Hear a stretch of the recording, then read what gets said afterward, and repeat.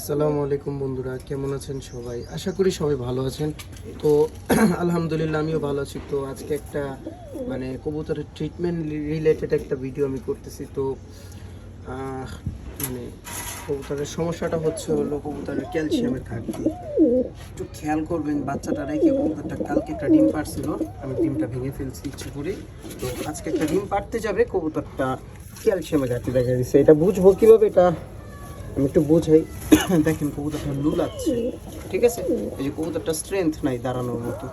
এই দেখেন নখটা চাপায় দেই তাহলে বুঝতে পারবেন। সরি, এই হাত দিয়ে সব করতেছি। দেখেন কবুতরটা কিন্তু সাথে সাথে বসে পড়লো, ও লুলাচ্ছে, সোজা কোথাও লুলাচ্ছে। তো এটা হচ্ছে ক্যালসিয়ামের ঘাটতির কারণে। তো এটার জন্য করণীয় কি? আচ্ছা, এটার জন্য করণীয় হলো টানা 3 দিন একটা করে ক্যালটেট, আর অবশ্যই নরের থেকে চাপাবেন, আর না হলে নর মুস্তি করে কবুতরটা নষ্ট করে ফেলবে মারামারি করে। তো তো এই হচ্ছে খালি খাঁচা, এই খাঁচায় ওরে শুধু রাখবো। হ্যাঁ, এই যে নিচে একটু ময়লা আছে, এগুলো পরিষ্কার করে দিব। অবশ্যই পরিষ্কারটা দেখবেন, পরিষ্কার রাখবেন। এই যে কবুতরটার অবস্থা। তো ক্যালটেটটা দেখায় দিই আমি একটু ভিডিওর মাঝখানেই। তো এই হচ্ছে ওষুধটা ক্যালটেট, কেউ চাইলে স্ক্রিনশট নিয়েও রাখতে পারেন।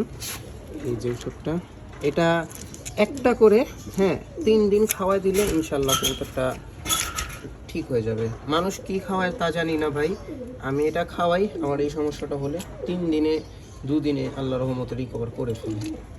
আসসালামু আলাইকুম বন্ধুরা, আজকের ভিডিওটা এই পর্যন্তই। সবাই দোয়া করবেন আমার ভালোবাসার কবুতরগুলোর জন্য। আমি আপনাদের কবুতরগুলোর জন্য দোয়া করি সবসময়। আসসালামু আলাইকুম।